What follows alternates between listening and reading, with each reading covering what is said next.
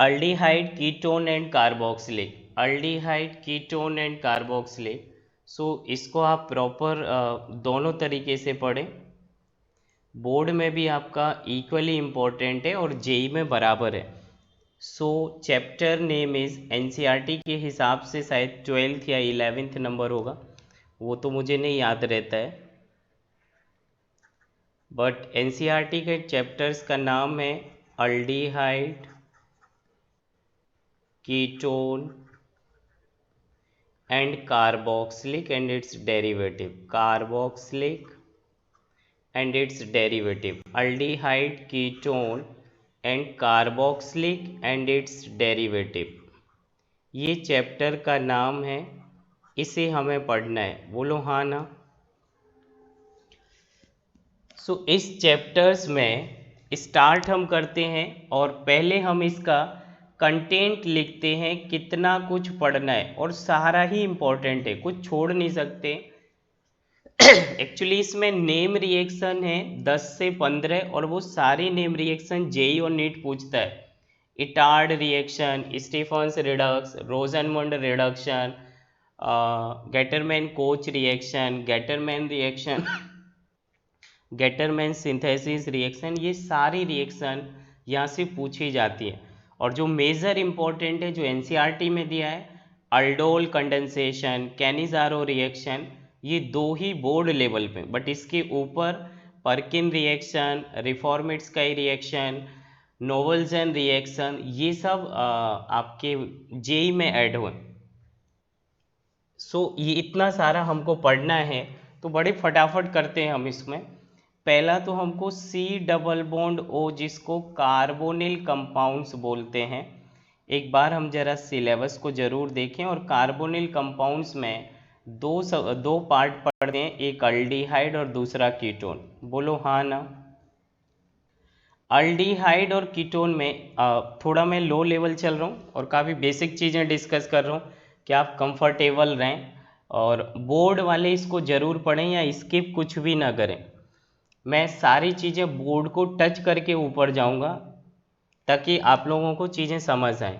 All right, फिर इसके बाद आप लोग पढ़ेंगे नोमेनक्लेचर। वैसे नोमेनक्लेचर मैं अलग से पढ़ाता हूँ 11th में पूरा, एंड आइसोमेरिज्म, यहाँ पे मैं थोड़ा थोड़ा टच करूँगा, बाकी आप लोग जानते भी हैं। कॉमन नेमिंग यहाँ से आते हैं, और कॉमन नेमिंग लाइक एग्जाम्पल पूछते, एग्जामिनर आपसे पूछता है एक्रोलिन, क्रोटोनल्डिहाइड, ऐसे शब्द बोलता है। एक्रोलिन लिखा है तो सुन लो, विनाइलिक पर अल्डिहाइड ग्रुप जोड़ देना इज एक्रोलिन, मतलब 1 2 3 प्रोप टू इन 1 अल। इसका कॉमन नेम अपने आप में इंपॉर्टेंट है और ये पॉलीमर चैप्टर्स में यूज किया जाता है। सो दिस इज एक्रोलिन, ये इसका एक नॉमेनक्लेचर पार्ट हुआ जो कि एग्जामिनर पूछता है। इसके बाद फोर्थ पॉइंट हम लोग कवर करेंगे method of preparation. Lump sum 10 method हैं, तो किसी का नाम अभी नहीं लिख रहे, ये इतना इम्पोर्टेंट नहीं है कैसे बनता है, बट हाँ बोर्ड वाले जरूर पूछ लेते हैं। Give one method of preparation of aldehyde with one use of formaldehyde, ऐसे पूछते हैं वो लोग, तो वहाँ के पर्पज से ये पॉइंट कवर किए जाएंगे।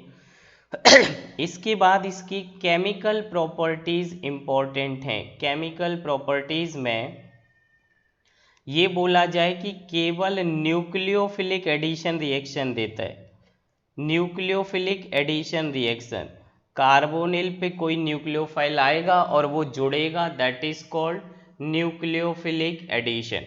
न्यूक्लियोफिलिक एडिशन में कौन कौन सी रिएक्शन इंपॉर्टेंट हैं, वो सारी ही इंपॉर्टेंट हैं, और नीट जेई में आता है, बोर्ड में तो बराबर आता ही है। पहला रिएक्शन है nucleophilic addition reaction of hydrogen cyanide, बराबर सवाल आते हैं दोनों जगह। फिर आता है nucleophilic addition reaction with sodium bisulphite, और इसको बोलते NaHSO3, और ये एज अ टेस्ट यूज करते हैं।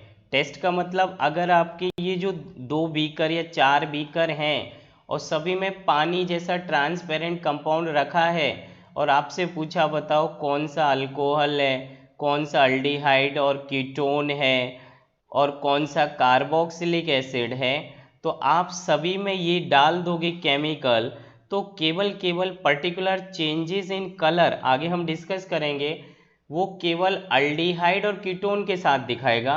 इसलिए हम इसे test of identification of carbonyl compound मानते हैं, जो कि एनसीईआरटी में दिया, इसलिए हर जगह इक्वली इम्पोर्टेंट है। ऐसे कि ये chapter heart of organic chemistry है, यहाँ से ज़्यादातर चीज़ें एग्जामिनर आपसे पूछता है।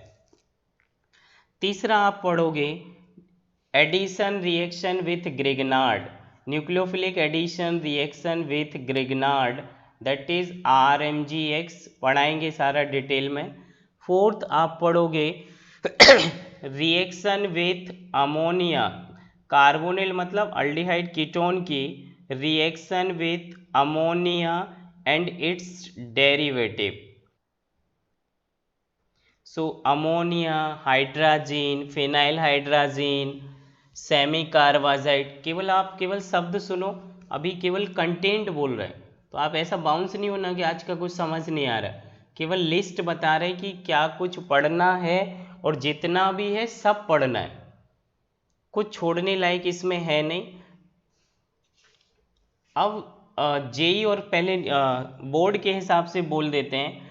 अगला fifth and very very very very important, 5 marks में एनसीईआरटी या सीबीएसई आपसे पूछता है कि अल्डोल कंडेंसेशन को लिखिए और इसका मैकेनिज्म लिखिए, और ये एनसीईआरटी में दिया हुआ है।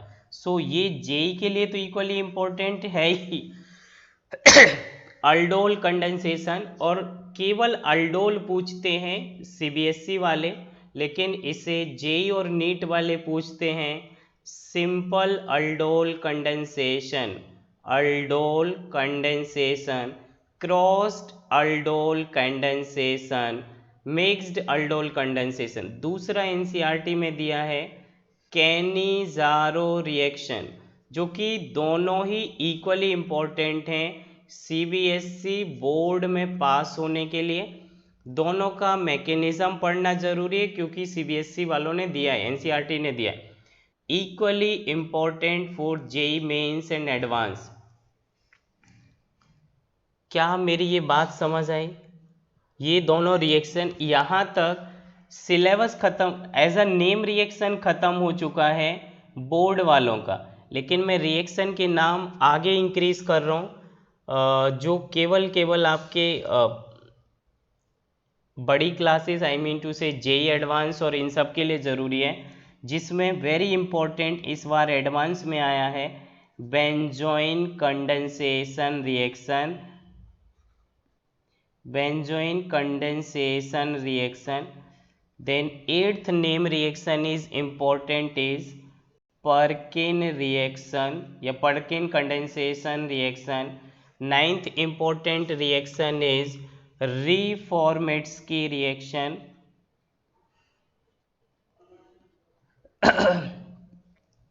10th important reaction is Novelson reaction, Novelson reaction. ये सारे इंपॉर्टेंट हैं एज अ नेम रिएक्शन। और हिमांशु पांडे में अल्डिहाइड कीटोन वाले चैप्टर में केवल ये 4 ही टॉपिक पर मोर देन 500 क्वेश्चंस पूछे हुए हैं। देन लास्ट इज नोवेंजेल, जरा स्पेलिंग करेक्ट कर दूं,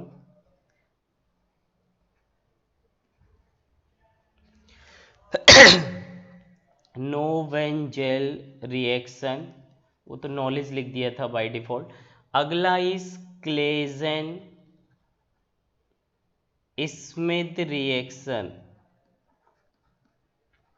अब मैं इसको फिर से एक बार और बोलूं, थोड़ी सी अंग्रेजी में मिस्टेक मतलब करेक्शन करें तो रिएक्शन का अलग चीज़ है, क्लेजन स्मिथ लिखना और स्मिथ लिखना दोनों डिफरेंट रिएक्शन है।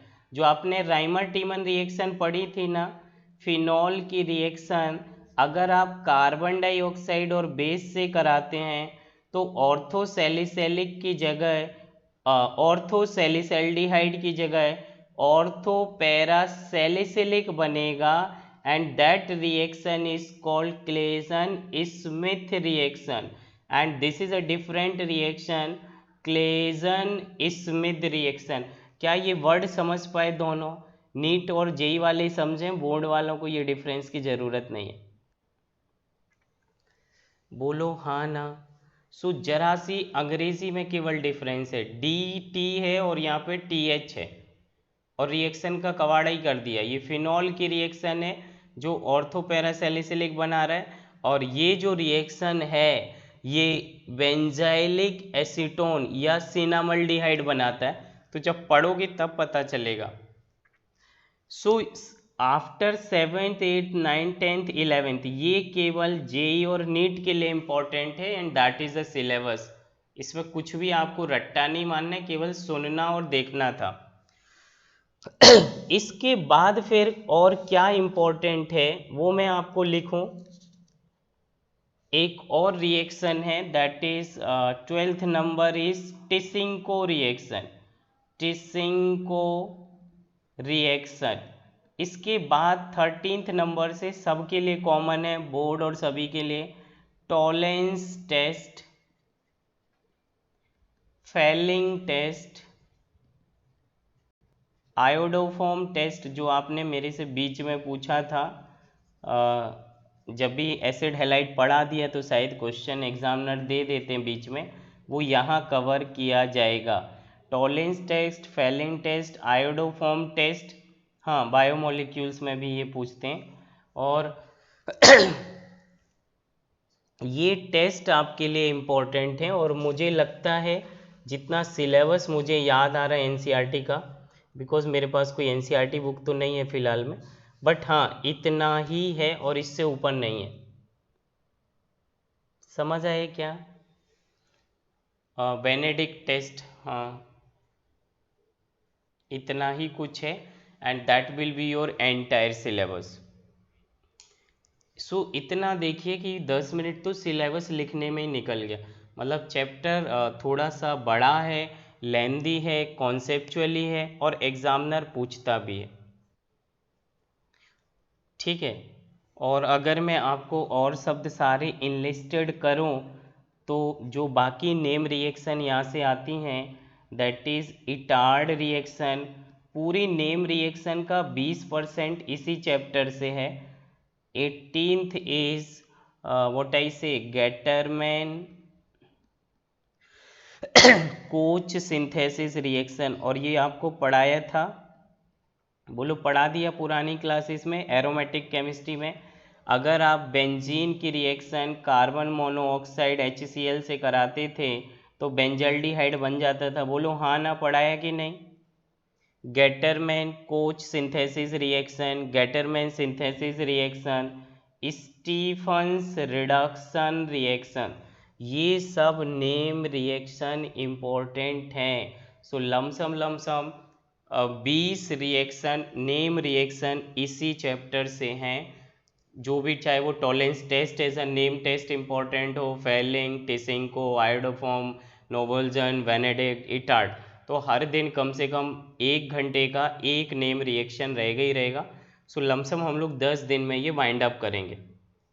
बोलो हाँ ना। Let's start the chapter. अभी इतना था टॉपिक। जब भी आप इसका नोट्स बनाएं तो वहाँ 0 से चालू करें। एक बार ये कोर्स कंटेंट जरूर लिखें कि इतना आपको पढ़ना है। बोलो हाँ। Let's start the chapter. तो बड़ा बेसिक पॉइंट अगर मैं कनेक्ट करूं कि अगर कार्बन और ऑक्सीजन प्रेजेंट है और उसमें सारे सिंगल बॉन्ड हैं, मतलब उसका DU 0 है, तो ये केवल 3 ही कंपाउंड बन सकते हैं। या तो वो अल्कोहल होगा, अगर वो एरोमेटिक हो जाता है तो फिनॉल होगा, और दूसरा ROR ईथर होगा। बोलो ये तीनों चैप्टर कवर कर दिए कि नहीं? अल्कोहल, अल्कोहल, फिनॉल, ईथर, ये पढ़ा दिया गया। अब इधर अगर कार्बन एंड ऑक्सीजन ही है और DU 1 है तो इस चैप्टर का नाम केवल अल्डिहाइड और कीटोन बनेगा। तीसरा केस, अगर कार्बन एंड ऑक्सीजन के कंपाउंड हैं और ऑक्सीजन के 2 एटम लिए हैं और DU1 अभी भी है, तो ये 4 चीज़ें पॉसिबल हैं, या include carboxylic acid including oxygen 5 हो जाएंगे। पहला कार्बोक्सिलिक एसिड, दूसरा इसका डेरिवेटिव में RCOCl एसिड हैलाइड, तीसरा इसका नाम इज एसिड अमाइड, चौथा इसका नाम इज एसिड एनहाइड्राइड, और ये सारा सिलेबस है। और पांचवा इज एसिड एस्टर। बोलो सिलेबस समझ आया कि नहीं? अगर कार्बन ऑक्सीजन के कंपाउंड, सर फिनॉल में DU3 है, नहीं DU3 नहीं, फिर तो 4 है। कार्बन और ऑक्सीजन के बीच सिंगल बॉन्ड लगाया प्रभु, phenol as a ring aromatic अलग से जोड़ा। कार्बन और ऑक्सीजन के बीच में सिंगल बॉन्ड रखा, ये बोलना चाह रहा था। और DU तो बेंजीन का 4 होता है, 3 नहीं होता है। एक रिंग का 3 डबल बॉन्ड, DU4। बोलो हाँ ना। ओवरव्यू क्लियर हुआ कि अगर ये ऐसे होगा तो हमने पढ़ा है अल्कोहल फिनॉल ईथर। दूसरा अभी DU1 एंड कार्बन ऑक्सीजन का कंपाउंड इज अल्डिहाइड कीटोन। 4 कैसे हुआ? क्या बात है। 3 double bond is DU3, ring का DU1, सो 3 + 4 DU4। चलिए मूव अहेड। यहाँ पे हम लोग अब चैप्टर से रिलेटेड बातें कर लें अल्डिहाइड की, और अल्डिहाइड में कुछ कॉमन नोमेनक्लेचर वगैरह के बारे में सुन लें।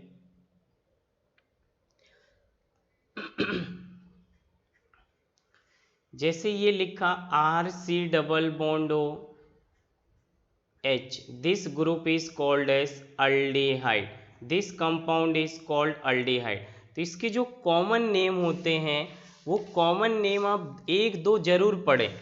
आप बाद में उसे उतना आपको याद रहे नहीं रहे वो ज़रूरी नहीं है, लेकिन एज अ प्रिपरेशन आप पढ़ोगे क्योंकि इस चैप्टर से पूछते हैं।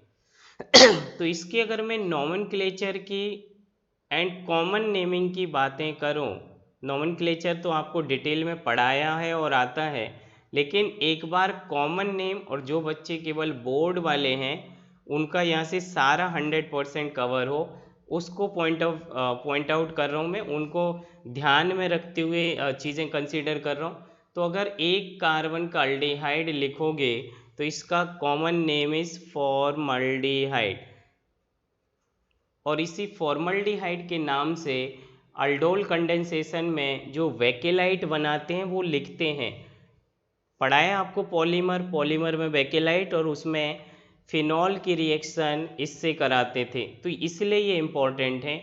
आयुपिक नेम एक कार्बन का अल्डिहाइड इज मेथेनल, अल्डिहाइड का सफिक्स इज अल, बहुत डिटेल पढ़ा है आपको।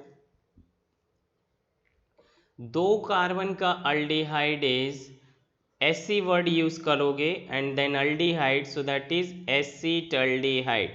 आयुपिक name for the board student जो लेट ज्वाइन किए थे वहाँ पर, दैट इज एथेन, ई हटा के अल इज एथेनल।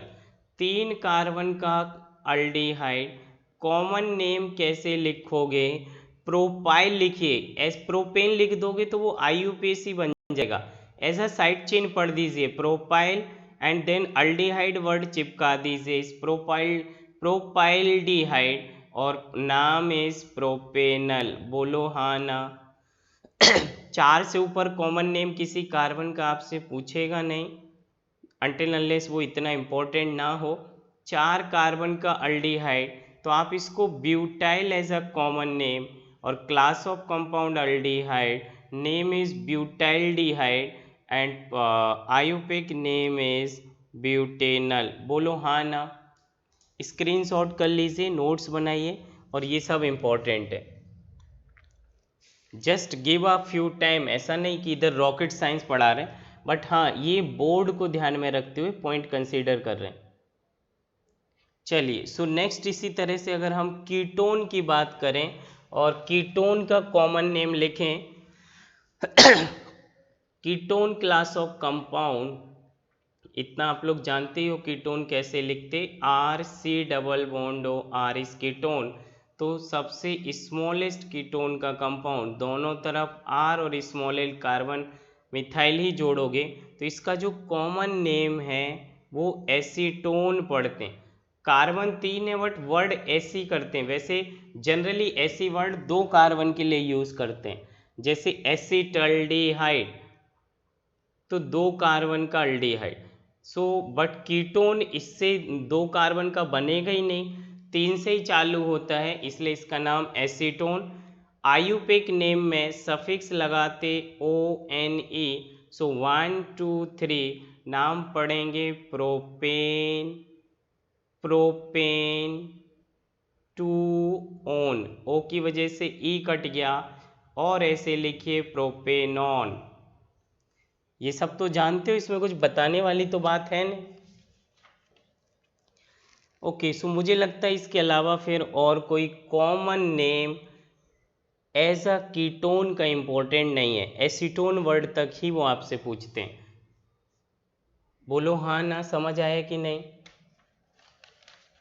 समझ आया यहाँ तक। चलिए थोड़ा सा टर्म्स हम टच करेंगे, बाकी नेमिंग तो आप जानते हो या फिर करानी है, फटाफट बोल दो, नाम लिखवाने या जानते हो। ऑलमोस्ट 1 महीने पढ़ाया था आपको आयुपेक नेम, 1 2 जानते हैं, ऑल राइट, 3 4, सो नाम आ जाएगा 3 मिथाइल, साइड चेन 3 पर है, कीटोन को लोएस्ट नंबर मिले, नंबरिंग राइट साइड से की, सो नाम आ जाएगा 3 methyl butane two one, butanone या ब्यूटेन कंप्लीट लिखोगे तो लास्ट ई शब्द हटा दिया जाएगा, A I O U by as a last suffix का पहला लेटर इन शब्दों से इन लेटर से चालू हो तो आप बर्ड रूट या कार्बन की लंबी चेन का या पेरेंट चेन का ई वर्ड ड्रॉप आउट कर दोगे। बोलो हाँ ना। Next little bit touch the topic is isomerism.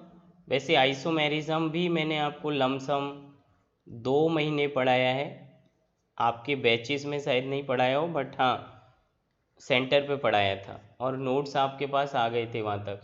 So isomerism में मैं आपसे एक सिंपल सवाल पूछ रहा हूँ, C3H6O में कितने फंक्शनल आइसोमर्स पॉसिबल हैं?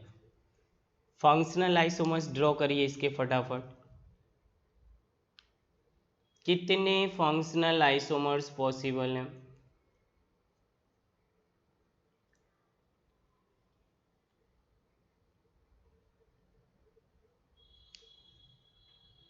करिए, सॉल्व करिए। 2 कैसे आएगा, 2 में तो तुम ब्लास्ट उड़ जाओगे, बाहर फेंक देगा तुम्हें।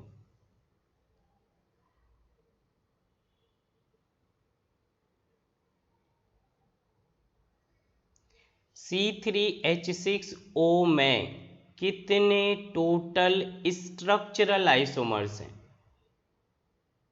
अब तो बता सकते हो, आंसर लमसम 10 से ऊपर जाएगा, ड्रॉ करना है, उसमें कुछ रट्टा नहीं मानना है। DU निकालो, कितना आ रहा है 1, अगर DU 1 आ रहा, DU तो सब जानते हो या वही वो भी नहीं जानते हो? निकालो जरा, एक बार प्रैक्टिस करो। अगर मैं C3, ये एग्ज़ाम में आता है, ऐसा नहीं है कि सिलेबस पूरा करा दिया मतलब तुमको आने लगा सब।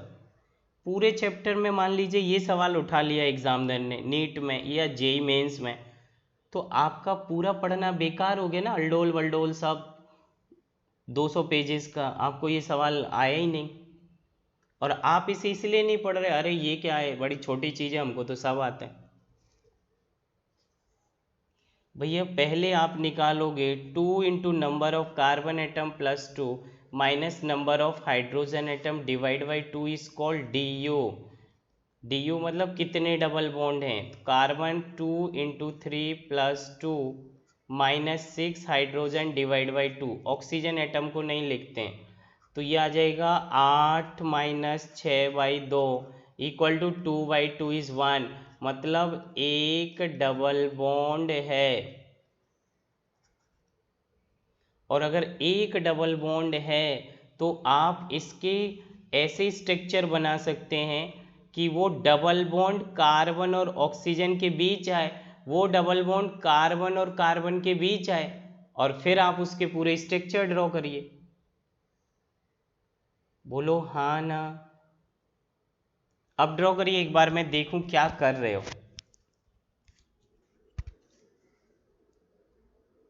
Do it fast please.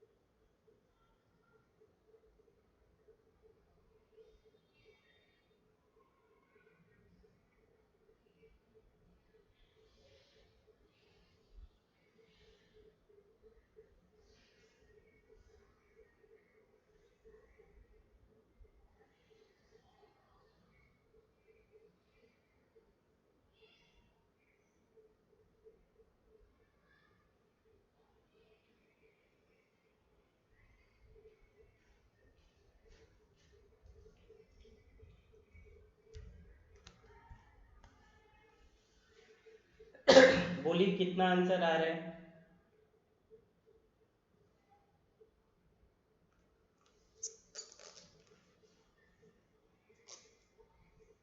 Yes Kumar, अच्छा नहीं लग रहा है क्या? देखिए मैं कुछ ड्रॉ करना सिखा रहा हूँ, जो नए बच्चे हैं वो सीखें। मान लीजिए पहला स्ट्रक्चर में ऐसा ड्रॉ करूँ जिसमें कार्बन और कार्बन के बीच डबल बॉन्ड रखूँ, और मेरे पास 3 ही कार्बन है, तो मैंने 1 2 3 कार्बन रख दिया। डबल बॉन्ड अगर इधर कर दिया तो डी यू फिट हो गया। एक ओ एच के फॉर्म में लिखो तो ये 1 3 बॉन्ड, एक हाइड्रोजन इधर और 3 हाइड्रोजन इधर, तो ये क्या लिखा है, 1 2 3 कार्बन, कार्बन 3 ही है। हाइड्रोजन गिन लीजिए, एक इधर 1 2 3 और एक ही हाइड्रोजन होगा, 1 2 3 4 बॉन्ड। अब जरा हाइड्रोजन काउंट करो, 1 2 3 4 5 6, मतलब वही लिखा है, और एक ऑक्सीजन। अब इसकी कई सारे पोजिशनल बनाओ, कई सारे मतलब जो बन सके। इस बार डबल बॉन्ड इधर ही है और ऑक्सीजन बीच में चला गया, OH ग्रुप बीच में चला गया। तीसरा स्ट्रक्चर 1 2 3, डबल बॉन्ड इधर ही है और OH इधर चला गया। तो अब H गिनने की जरूरत नहीं है, अगर DU 1 है हर एक स्ट्रक्चर में तो 100% वो C3H6O ही लिखा होगा। बोलो हाँ ना। अल्कोहल के ओपन चेन स्ट्रक्चर इससे ज्यादा पॉसिबल है कि नहीं? बिल्कुल नहीं, यही 3 है। अब इसका ईथर बना लो तो फोर्थ स्ट्रक्चर, एक ऑक्सीजन के बीच में क्या बोलते, दो कार्बन के बीच में ऑक्सीजन आना इज ईथर, और उसको ऐसे लिख दो, तो इसका भी DU 1 कर दिया, मतलब वही है। तो ओपन चेन ईथर यही बना था। अगला आप इसका साइक्लिक ईथर इपॉक्साइड बना दो, तो इस ईथर का यही स्ट्रक्चर हो सकता है, बोलो हाँ ना। अरे कुछ समझ रहे हो कि नहीं? सिक्स्थ स्ट्रक्चर मतलब 6 स्ट्रक्चर तो ओपन चेन अल्कोहल और ईथर में आ गया। अब अगर आप इसका साइक्लिक बनाओगे तो ये एक DU हो गया और एक OH, मतलब ये साइक्लिक ईथर का एक ही स्ट्रक्चर बन रहा। जरा कार्बन गिनो, 1 2 3, हाइड्रोजन 2 2 4, इधर एक 5 और एक 6, तो एक ही साइक्लिक ईथर पॉसिबल था और एक ही साइक्लिक ईथर पॉसिबल था और एक ही साइक्लिक अल्कोहल पॉसिबल है। तो मैं अगर आपसे ये बोलूं C3H6O में कितने अल्कोहल ईथर स्ट्रक्चर बन सकते हैं, तो आंसर 6 बोल पाओगे क्या? बोलो हाँ ना, कुछ पल्ले पड़ना। इसलिए आइसोमर्स पढ़ना जरूरी था, क्योंकि वो किसी भी चैप्टर में आपको आइसोमर पूछ सकते हैं। तो मेरा पूछने का कंसर्न ये है कि आप जो आइसोमर्स नोट्स हैं या जो लेक्चर हैं वो रिवाइज करिए। It's all right please. चलिए 6 स्ट्रक्चर ये हो गए। अब हम लोग अल्डिहाइड के फॉर्म में बना लेते हैं। अल्डिहाइड के फॉर्म में 3 कार्बन ऐसे और ये डबल बॉन्ड OH, तो एक DU कार्बन और ऑक्सीजन के बीच फिट कर दिया तो ये ऐसे आ गया। अगला इसमें कोई चेंजेस पॉसिबल नहीं है, तो अगला आप इसको कीटोन बना दीजिए। बोलो हाँ ना। अल्डिहाइड और कीटोन की तो एक ही एक स्ट्रक्चर पॉसिबल है, इससे ज्यादा तो है नहीं। समझ आया कि नहीं?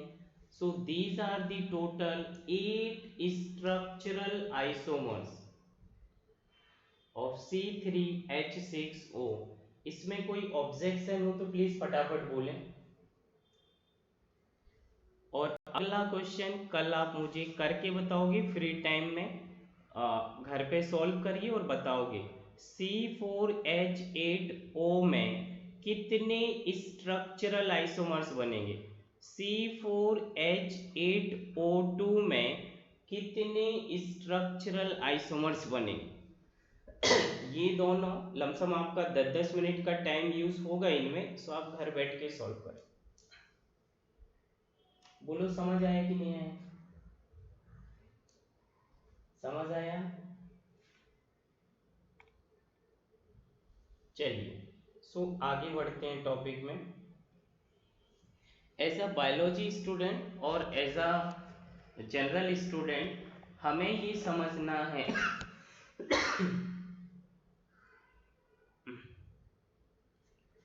व्हाट आई से, जितना भी जो फ्लावर होते हैं, जो फ्लेवर्स का फ्रेग्रेंस होता है, that is due to the presence of carbonyl group as an aldehyde, ketone and carboxylic acid functional group या उसके कोई डेरिवेटिव। सो किसी भी कंपाउंड की जो स्मेल आती है, स्मेल ऑल्सो, या फिर फ्रेग्रेंस खुशबू ऑल्सो, उसके लिए यही दो ग्रुप रेस्पॉन्सिबल होते हैं। कौन कौन से? अल्डिहाइड, कीटोन या एसिड या उसका डेरिवेटिव। जैसे मैं बाईसाइक्लिक स्ट्रक्चर जब पढ़ा रहा था तो आपको ये स्ट्रक्चर ड्रॉ किया था और इसका नाम कैम्फर पढ़ते हैं। सो कैम्फर हवन वगैरह घर पे जो यूज करते हैं, या कैम्फर की जो खुशबू आती है, ऊपर मिथाइल नहीं होता, इतना ही होता है, इसको कैम्फर पढ़ते हैं। सो इस कैम्फर का जो fragrance is due to this ketonic group. क्या मेरे वर्ड समझ पाए हो? दूसरा, अगर मैं ऐसे लिखता हूं बेंजीन और इसमें ये लिखा CH डबल बॉन्ड CHCOOH, इसको बोलते सिनामिक एसिड। और ये जो फ्लेवर है, फ्रेग्रेंस है, वो इलायची में पाया जाता है। और इलायची आप लोग जानते हो जो खाते हैं हम लोग as a mouth freshener and all, तो वो इस केमिकल की वजह से होता है। और जो फ्रेग्रेंस आया उसके लिए ये कार्बोक्सिलिक ग्रुप रेस्पॉन्सिबल है। बोलो हाँ ना।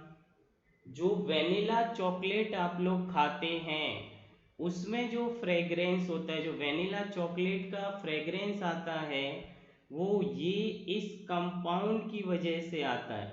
सो मुझे लगता है ये अलग से कहीं से उठा के मत खा लेना लैब में से, वो अलग चीज है। उसकी वजह इस कंपाउंड की वजह से आता है। कुछ कुछ पल्ले पड़ा प्रभु। वेरी लाइट टॉपिक ले रहा हूँ क्योंकि आप लोग दिन भर टायर्ड हैं और कुछ ऐसा भी प्रेशर है कि अभी एग्जाम भी है, बट फिर भी पढ़ना तो है ही, पढ़ाई का क्या प्रेशर है, पूरी रात ही पढ़ना होता है उसके बाद भी। चलिए एक दो और मैं कीटोन के कॉमन नेम जो एग्जामिनर पूछता है और लिखने में दिक्कत आती है वो मैं आपको एक बार बताऊं। जैसे इसको एसीटोन बोलते हैं, ये आप जानते हो। अब आप ये बोलोगे कि मान लो सर एक तरफ बेंजीन जुड़ा हो और CH3 लिख C डबल बॉन्ड और CH3 है, तो इसका कैसे नाम पढ़ते हैं? इसको हम लोग नाम पढ़ते हैं एसीटोफिनॉल। ये कॉमन नेम है और यही एग्जामिनर यूज करता है एज IUPAC भी, तो आपको ये याद रखने। इतने पार्ट इज एसीटो और benzene as a prefix phenol. अगला जो लिखा है that is benzophenol, benzene C double bond O, and this is another benzene, so this is benzophenol। बात मेरी समझ पा रहे हो क्या? मान लो अगर कोई बच्चा ये पूछे कि सर एक side benzene C double bond O और फिर ये मिथाइल की जगह इथाइल है, तो आप इसको गिनोगे 1 2 3, नाम पढ़ोगे प्रोपियोफिनॉल। इससे ऊपर कॉमन नेम आपसे ना नीट पूछेगा ना जेई, और बोर्ड तो बहुत रेयरली पूछेगा। बोलो इतना समझ आया? कहीं कोई तकलीफ तो नहीं? चलिए हम लोग चालू करते हैं अब method of preparation of aldehyde. पहले अल्डिहाइड करेंगे फिर कीटोन करेंगे, दोनों सेपरेटली करेंगे क्योंकि बोर्ड पूछता है और इम्पोर्टेंट है, इसलिए मैं अलग से पढ़ा रहा हूँ। Method of preparation of aldehyde, कई सारी मेथड है, सिंपल 1-2 लाइन में। मेथड ऑफ प्रिपरेशन में कई मैकेनिज्म की ज़रूरत नहीं है, केमिकल प्रॉपर्टी में पढ़ता है, वहाँ मैं आपको पढ़ाऊँगा। पहला मेथड ऑफ प्रिपरेशन है ओजोनोलिसिस ऑफ अल्कीन। ध्यान से पढ़िए, ये अल्कीन का टॉपिक है। अल्कीन में डिटेल में आपको पढ़ाया गया होगा हाइड्रोकार्बन में। Ozonolysis of alkyne and alkyne दोनों से बनता है।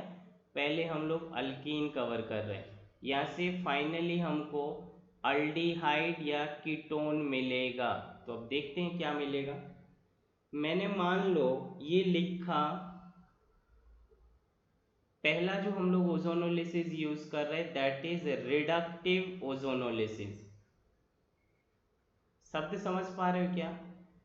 ऑक्सीडेटिव ओजोनोलिसिस कार्बोक्सिलिक एसिड देता है, हमें चाहिए अल्डिहाइड और कीटोन, और जिसमें हम लोग टॉपिक लिखा अल्डिहाइड, इसका मतलब हम लोग अल्डिहाइड बनाना सीखते हैं।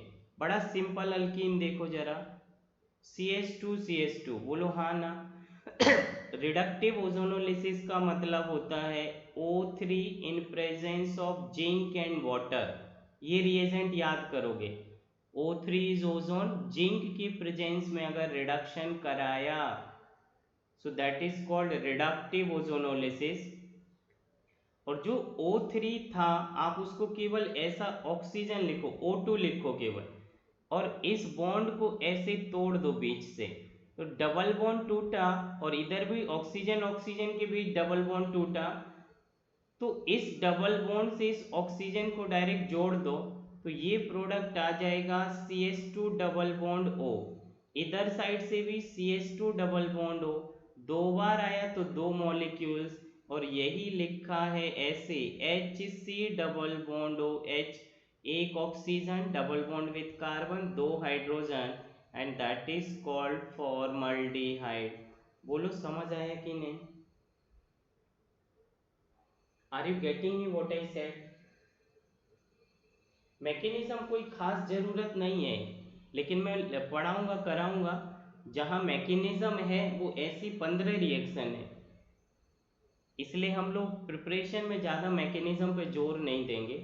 मान लो ये लिखा CH3 CH double bond CH2, इसका रिडक्टिव ओजोनोलिसिस कैसे समझोगे, O3 जिंक और वाटर, तो यहाँ से केवल O2 लोगे और आप एक ऑक्सीजन को सामने लिखिए और ये दोनों डबल बॉन्ड तोड़ दीजिए, एक ऑक्सीजन इसके साथ जोड़ दीजिए और एक इसके साथ जोड़िए, बोलो क्या प्रोडक्ट बना, CH2O।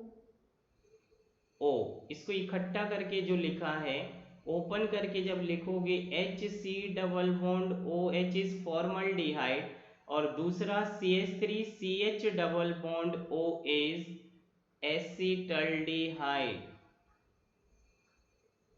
बोलो समझ आया कि नहीं। सो अल्डिहाइड का प्रिपरेशन हो रहा, that is called method of preparation of aldehyde. Got it, समझ पा रहे हो क्या। इसका प्रोडक्ट आप लोग मुझे लिख के दिखाइए,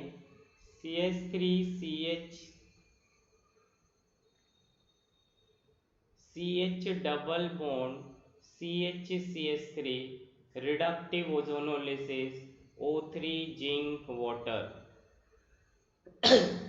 लिखिए फिर एक बार मैं मैकेनिज्म लिख दूं,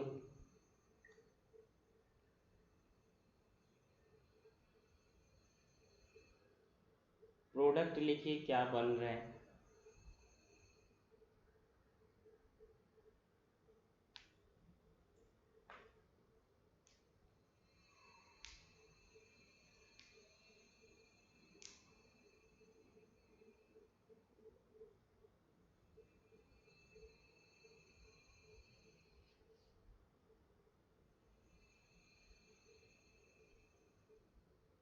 yes please, waiting for you answer.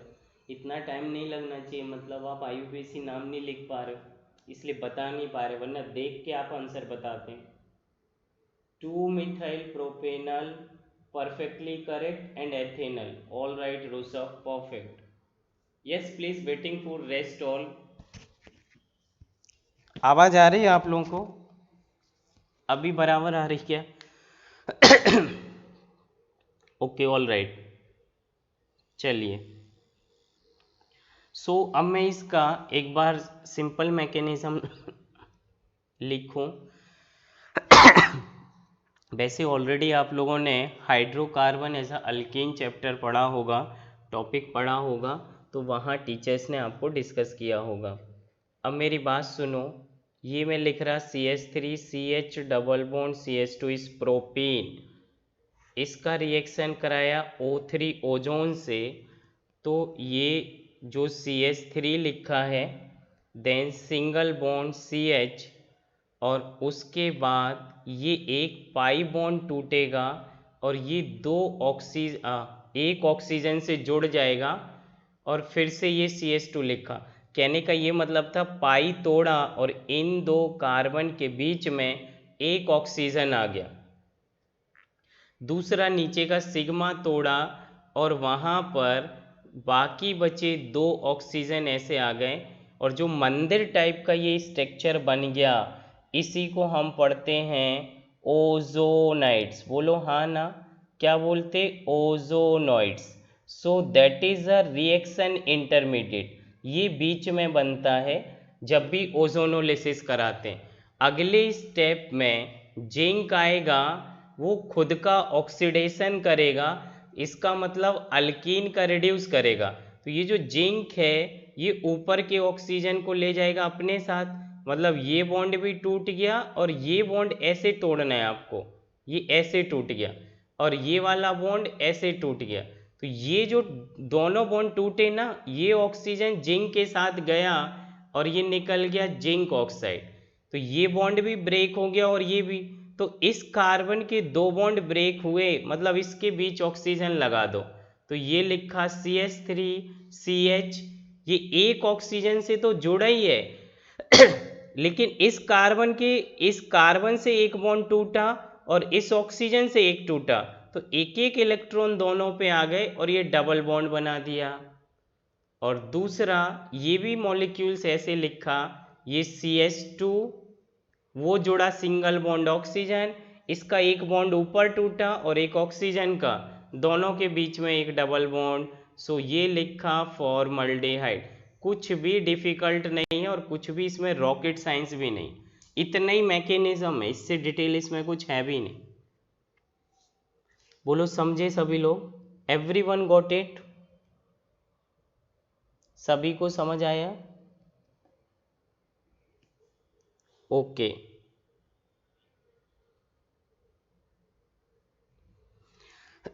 कैसे आपको याद रखना ये मैंने आपको बता दिया है।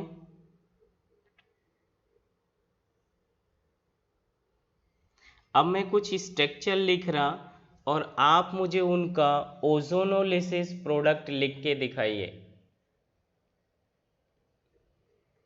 Reductive ozonolysis O3 zinc water, जिसमें से ये सवाल जेई मेंस में 2007 में आया है और सेम सवाल एम्स 2013 में आया है। और बाकी ये ऐसे रिडक्टिव ओजोनोलिसिस, जिंक वाटर, और लास्ट में fourth question is isolated hexane. चारों के प्रोडक्ट आप लोग सॉल्व कर लीजिए, नोट पे लिखिए, नोटबुक पे, और आंसर बताइए। रफ पे लिख रहे तो सॉल्व करिए, आंसर बताइए। और घर जाके मतलब एग्ज़ाम के बाद रिकॉर्डेड देख के और फिर इसके आंसर लिखना, आई मीन नोट्स बनाना। बोलो समझे हो क्या यहाँ तक?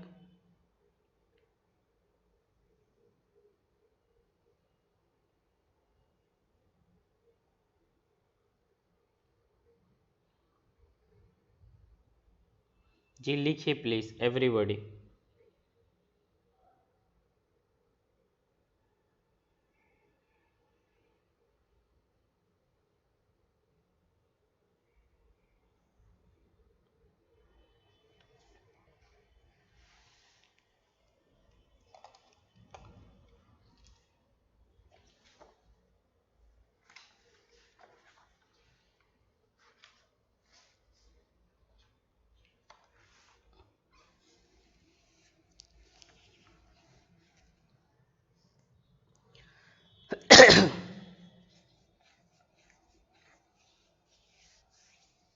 आंसर आ गया क्या?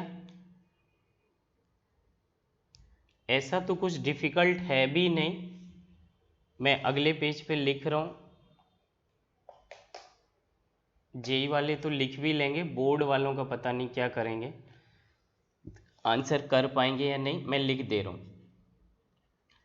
किसी भी एक जगह डबल बॉन्ड था, इसको तोड़िए, मतलब आपका जो तीसरा ऑक्सीजन था ओजोन का, वो तो जिंक के साथ चला जाता था, जिंक ऑक्साइड, तो O2 ही बचता था।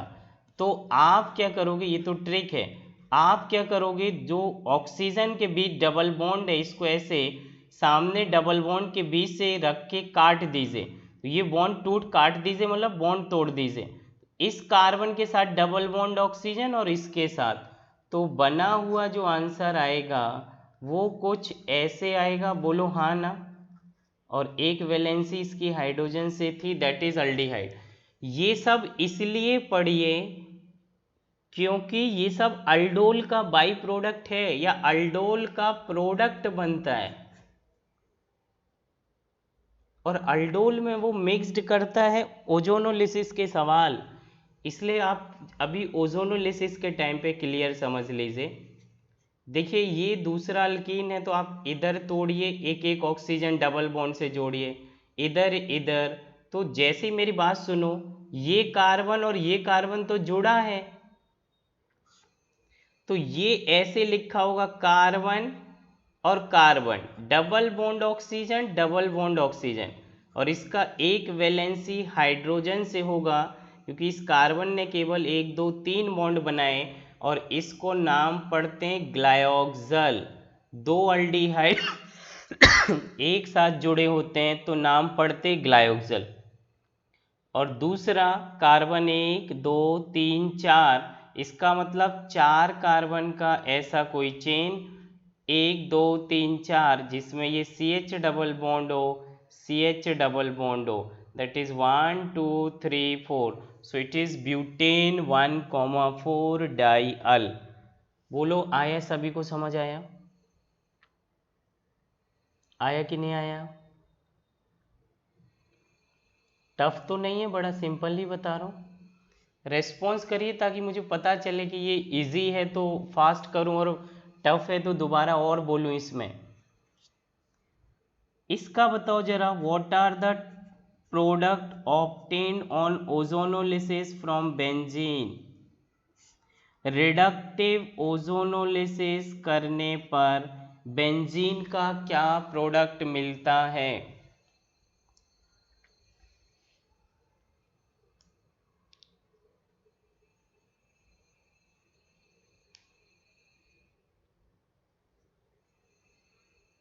Three molecules of ethanal.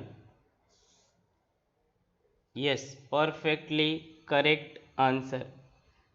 Ethanal means glyoxal. All right. So जहाँ जहाँ डबल बॉन्ड है उन कार्बन के बीच को तोड़ के ऑक्सीजन से जोड़िए।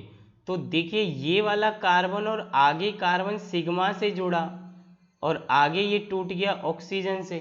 कुछ बच्चे इतना नहीं समझ पाएंगे इस पर, मैं इसको थोड़ा लार्ज करके बता देता हूँ। स्ट्रक्चर की साइज लार्ज कर दे रहा हूँ। ऐसे देखो जरा, अगर मैं इधर ऑक्सीजन डबल बॉन्ड ऑक्सीजन लिख लूँ, कहने का मतलब ये ऐसे तोड़ दो और इस कार्बन से डबल बॉन्ड ऑक्सीजन जोड़ दो इस कार्बन से तो ये जैसे ही टूटेगा एक एक ऑक्सीजन जोड़ेंगे डबल बॉन्ड के साथ, एक एक ऑक्सीजन जोड़ेंगे तो ये कार्बन और ये टू कार्बन तो आपस में जुड़ा है ना। तो ये कार्बन जुड़ा कार्बन से और इस कार्बन का सामने बॉन्ड टूट गया तो double bond oxygen, double bond oxygen और इसकी फोर्थ वैलेंसी हाइड्रोजन है। तो ऐसा ही तीनों जगह आएगा। ये कार्बन आगे इस कार्बन से तो सिंगल बॉन्ड से जोड़ा ही है और इधर से जब आपने तोड़ा तो इस कार्बन के डबल बॉन्ड विथ ऑक्सीजन, ये नीचे की साइड टूट गया double bonded with oxygen and again it is glyoxal. इसमें भी ये दो कार्बन तो आपस में सिंगल बॉन्ड जुड़े हैं ना, टूटता तो पाई और उसका सिग्मा है, केवल सिग्मा बॉन्ड जहां है वो नहीं टूटता है। बोलो सभी लोग समझ आए? तो 3 मॉलिक्यूल्स ऑफ ग्लायोक्सल मिलेगा। समझे? चलिए नेक्स्ट।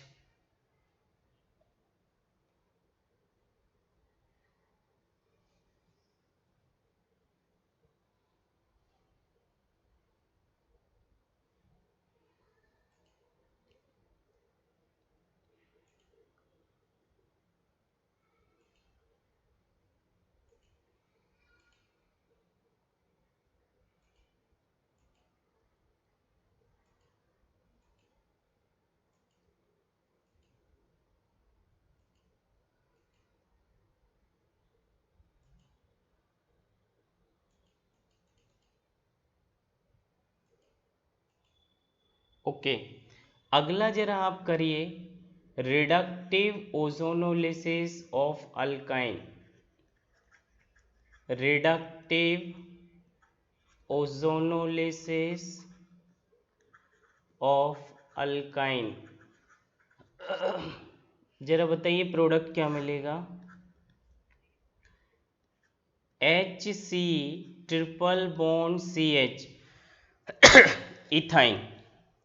इसका ओजोनोलिसिस देखो जरा, O3 जिंक और वाटर।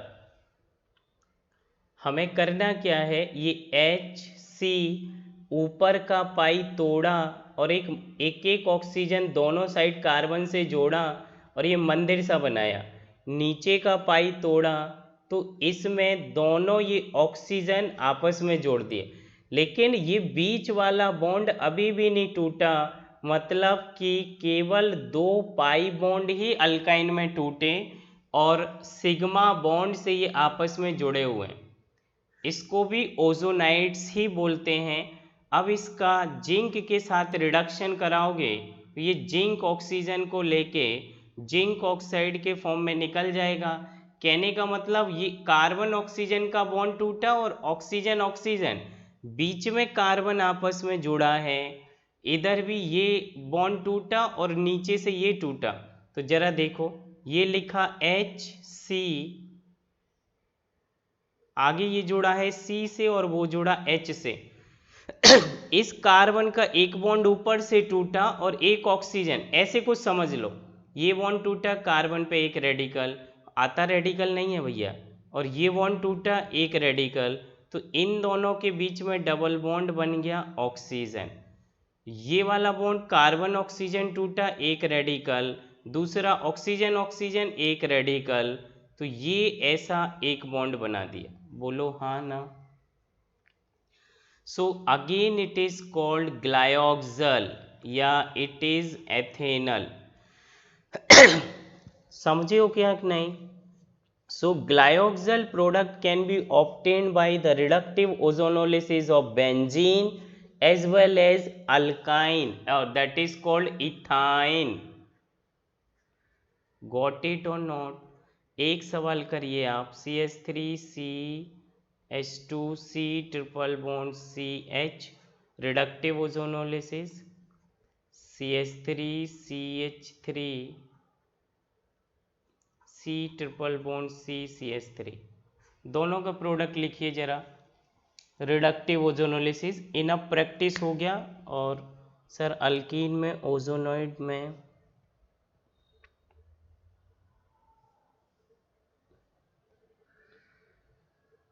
सिग्मा बॉन्ड ब्रेक हुआ, पर अल्काइन में क्यों नहीं हुआ? पाई पहले टूटता है प्रभु, हमें दो बॉन्ड तोड़ने थे लेकिन यहाँ दोनों ही पाई थे, इसलिए दोनों पाई ही टूट गए, सिग्मा नहीं टूटा। बोलो आया, समझ आया ऋषभ? दोनों मॉलिक्यूल्स में डिफरेंस समझ आया? ऑल राइट, चलिए प्रोडक्ट लिख दीजिए फटाफट।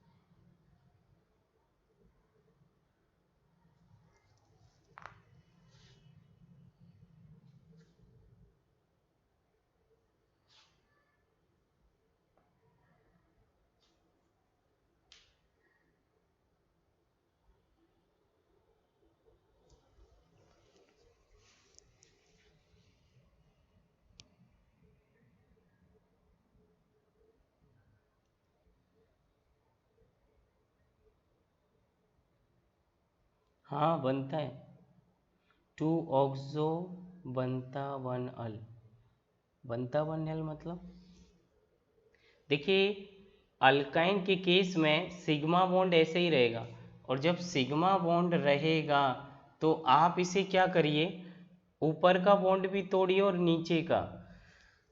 मैं इधर लिख रहा हूँ साइड से, शायद आप समझ पाओ, CH3CH2C double bond O, C double bond OH, तो ये 1 2 3 4 2 oxo butane 1 al. Okay, so all right, perfectly correct. इसमें भी ये पाई तोड़िए और एक एक ऑक्सीजन से चिपका दीजिए, तो ये सब खत्म हो गया, ये खत्म हो गया। सो ये दोनों ही कीटोन बना, 1 2 3 4 5, name is 4 methyl pentane 2,3 dione, 4 methyl pentane 2,3 dione. यही आया सभी का? अरे बोलो हाँ ना फटाफट। So will move to the next method of preparation, और वो बहुत सिंपल आज कंसीडर कर रहा हूँ क्योंकि आपके पास और भी आपको अपना दिमाग यूज़ करना है, अभी आपका पेपर चलेगा। तो जो आपने पढ़ा है उसी से मैं कोरिलेट करूं। Second method of preparation of aldehyde and ketone, that is oxidation of alcohol। ये अल्कोहल वाले चैप्टर में पढ़ाया है पूरा, ऑक्सीडेशन ऑफ अल्कोहल, और 9 रिएजेंट यूज किए थे, जोन्स रिएजेंट, सैरेट रिएजेंट, ये वो दुनिया भर का। पहला हम देख लेते हैं, oxidation with strongest oxidation of alcohol with strongest oxidizing agent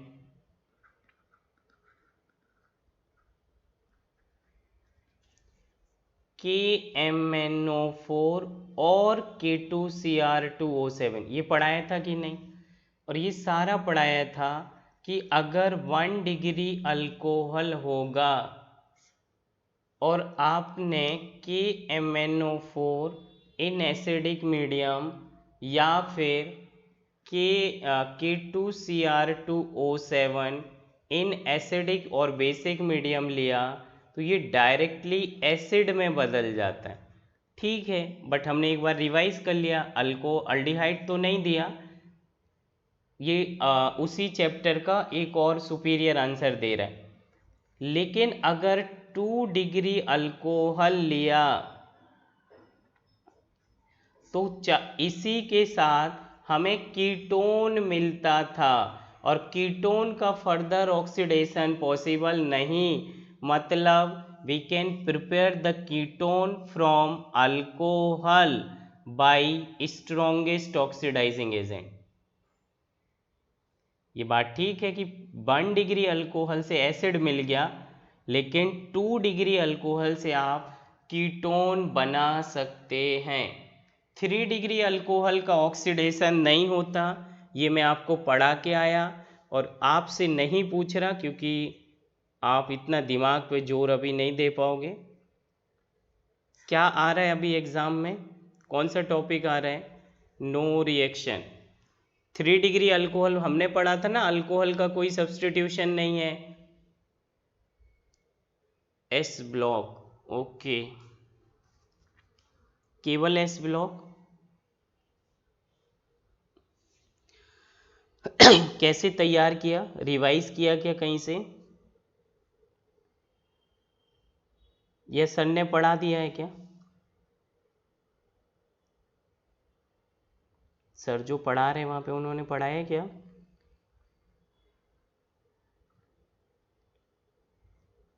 नहीं पढ़ाया तो टॉपिक चेंज करा लेते, बिना पढ़े क्या उसका आप एनालिसिस करोगे? क्या पता चलेगा कि आप थर्मो चल रहा है, थर्मो लास्ट 2 महीने से वही चल रहा है क्या, या बीच में और भी हो गए, electrochemistry, chemical kinetics, thermo, solution भी हुआ, ओके, सो गुड साइन, आपके 3-4 चैप्टर उधर भी हो गए, और इसके बाद आप कोई भी एक चैप्टर और पढ़ लेना, बाकी रिमेनिंग मैं ख़त्म करा दूँगा। पी ब्लॉक में कराऊंगा, आप पढ़ाते हैं तो भी मैं कराऊंगा, नहीं पढ़ाते हैं तो मैं कराऊंगा। हो सकता है तो आप कोऑर्डिनेशन उनसे पढ़ लीजिए, बड़ा टॉपिक है, 2 सवाल नीट और जेई में आता है, मतलब 8 मार्क्स आते हैं, और 8 मार्क्स का ही बोर्ड में आता है। इसलिए अगर थोड़ा सा आपको पेशेंस नहीं रहे तो आप वहाँ एक बार पढ़ लीजिए।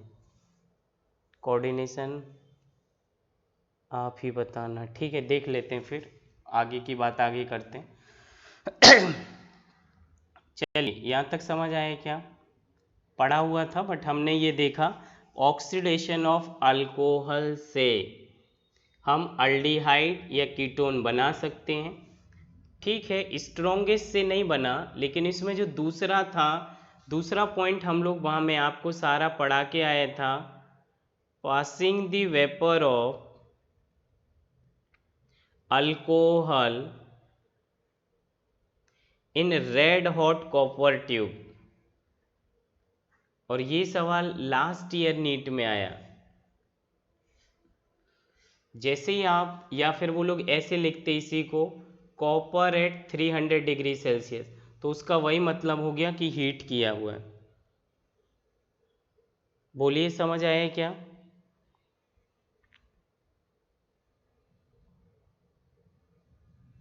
चलिए, आवाज़ आ रही है आप लोगों को? तो अगर मैं लिखता हूँ 1 degree alcohol RCH2OH, that is 1 degree alcohol, जैसे ही मैं इसको copper at 300 degree Celsius heat करता हूँ तो ये मुझे अल्डिहाइड देगा। इसकी कोई मैकेनिज़्म नहीं जानना है, अल्कोहल में भी एज इट इज़ पढ़ाया था। इधर मैं केवल ये बता रहा हूँ कि अल्डिहाइड बनाया जा सकता है और एनसीईआरटी में लिखा है, इसलिए आपको ये इधर दोबारा नोट्स बनाने हैं, रिवाइज करना है। कॉपर एट 300 डिग्री सेल्सियस, या फिर ऐसा कॉपर रेड ट्यूब लिखना, या फिर कॉपर हीट साइन लिखना, कैसे भी एग्जामिनर लिखे एक ही मतलब है। और ये आपको कीटोन बना के देगा।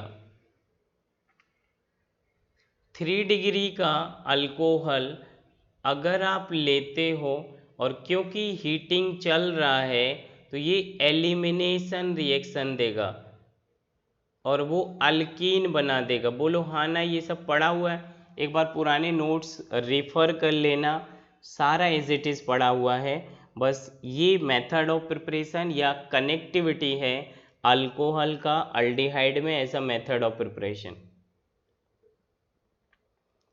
नेक्स्ट देखिए, बाकी एज अ रिवीजन देख लीजिए। PCC, that is pyridinium chlorochromate, Jones reagent, Collins reagent, अगला इज सेरेट रिएजेंट्स, और ये सभी माइल्ड ऑक्सीडाइजिंग एजेंट हैं, माइल्ड ऑक्सीडाइजिंग एजेंट हैं जो क्या करते हैं, सबका एक काम है। इसको लिखता हूँ मैं 1 2 3 4, चारों के चार 1 डिग्री अल्कोहल को ये चारों 1 से 4 कोई भी रिएजेंट हो ऑक्सीडाइज कर देते अल्डिहाइड, मतलब अल्डिहाइड बनेगा। अगर 2 डिग्री अल्कोहल है तो 1 to 4 कोई भी रिएजेंट लिया गया हो ये ऑक्सीडाइज कर देते हैं कीटोन में, और क्योंकि माइल्ड ऑक्सीडाइजिंग है तो 3 डिग्री अल्कोहल पर कोई रिएक्शन नहीं करते, नो इफेक्ट। बोलो समझ पा रहे हो क्या? So this is your second method of preparation of aldehyde and ketone. Got it or not? एक इम्पॉर्टेंट नेम ऑक्सीडेशन है इसी में, ऑक्सीडेशन रिएक्शन, चूँकि नेम रिएक्शन से है और वो आपको याद रखनी है, और उसका नाम है, क्योंकि वो एनसीईआरटी में दिया हुआ है, नाम है ओपेनियर ऑक्सीडेशन रिएक्शन, जो कि नीट में पूछा जाता है। देखिए इधर, बस last for the today, last reaction for today. इसी ऑक्सीडेशन से अल्डिहाइड और कीटोन बनाते हैं, और जिसमें लास्ट ऑक्सीडेशन रिएक्शन हम लोग कर रहे हैं, और वो नेम रिएक्शन है ओपेनियर ऑक्सीडेशन रिएक्शन।